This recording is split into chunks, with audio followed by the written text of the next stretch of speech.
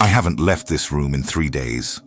Not because I'm afraid of what's outside, because the hallway won't let me. Every time I reach for the door, the walls tighten. The air gets thicker, and I hear it. That slow, wet sound, like something breathing through wood. I thought I was renting a traditional house in Shirakawa-go. I was wrong. I found the listing online 3 months ago. A traditional Gassho-zukuri house in Shirakawa-go. Steep thatched roof, wooden beams, sliding paper doors. The kind of place tourists pay to photograph from the outside, but this one was for rent, long term. The price was almost too good. The landlord was an older man, quiet. He handed me the keys at the door and said only one thing. The house settles at night. Don't worry about the sounds. I thought he meant creaking floors, old wood expanding and contracting. I moved in the next day. The first week was perfect. I worked remotely from the second floor. The view overlooked the valley. Snow on the mountains. Tourists walking through the village below. At night, I'd sit by the eerie, the sunken hearth in the center of the main room. The fire made everything feel warm, safe. But I started noticing small things. The sliding doors would be open in the morning, even though I'd closed them before bed. The air in certain rooms felt heavier, like walking into a walk-in freezer, but without the cold. And the beams, the wooden beams that held up the entire structure. They were dark, almost wet-looking in some places. I assumed it was age, moisture from the snow, but when I touched one, it was warm. I didn't think much of it at first. Old houses do strange things. Settle, shift. I'd rented enough places to know that, but then I started hearing it. A slow, rhythmic sound, deep, coming from inside the walls. It wasn't pipes, it wasn't wind. It sounded like breathing. I told myself it was the structure. Houses breathe, right? Air pressure, temperature changes. I even looked it up online.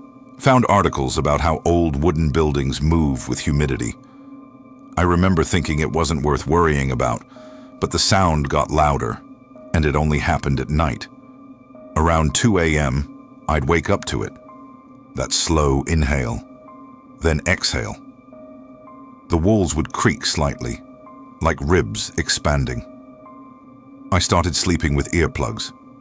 That worked for a few nights, until I woke up one morning and realized the door to my room was closed. I never closed it. I went downstairs, made coffee, tried to shake it off. But when I walked back upstairs, the door was open again. I stood there for a long time, staring at it. And then I noticed something else. The hallway was longer. Not by much, maybe a few feet. But I'd walked this hallway every day for 2 weeks. I knew its length. Now, there was an extra step, an extra shadow at the end. I measured it later with my phone, paced it out. It was the same length as before, but it didn't feel the same. That night, I didn't sleep.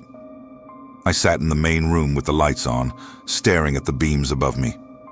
And I swear I saw one of them move. Not crack, not settle. Move, like a muscle twitching under skin. I called the landlord the next morning. He didn't answer. I left a message, asked if there was any history with the house, anything I should know. He never called back. By the end of the 3rd week, I stopped going upstairs. I slept on the floor in the main room near the hearth. The breathing was still there, but quieter, almost comforting in a sick way. I told myself I'd leave soon, find another place. But every time I packed my things, I'd feel it. That pressure, like the air itself was pushing back, and I'd unpack and stay. It was the smell that made me realize. I woke up one morning and the entire house smelled like wet earth, like something rotting under floorboards, but there was nothing there. I checked every corner, lifted tatami mats, looked under the stairs. Nothing. The smell came from the walls themselves. I stopped eating that day. Not intentionally.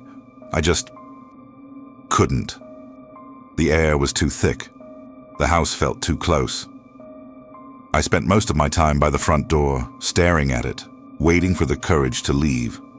But every time I reached for the handle, something stopped me. Not physically. Not yet. It was a feeling. Like standing at the edge of a cliff, that instinctive pull backward. Your body refusing to let you step forward. That night I heard voices, not from outside, from inside the walls, muffled, distant, like people talking in another room. But I was alone. I pressed my ear against the wooden beam near the stairs. The voices stopped, and then I felt it, a pulse, slow, steady, coming from inside the wood. I ran to my laptop, searched for the house's history. There were records, old ones. The house had been built over 200 years ago, a family home, passed down through generations. But in 1983, the entire family disappeared. No bodies, no evidence of foul play, just gone. The house sat empty for years. Then it was rented out, again and again. No tenant stayed longer than 3 months. Most left in the middle of the night. I should have left then, but I couldn't. Because when I stood up from my laptop, the door to the front entrance was gone. Not locked. Gone. The wall was smooth, unbroken. Like there had never been a door at all. I screamed, I don't know how long.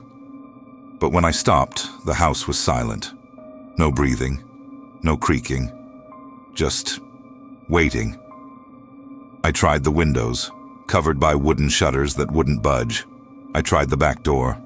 Same thing. The walls had sealed themselves. And that's when I understood. The house wasn't haunted. It was alive.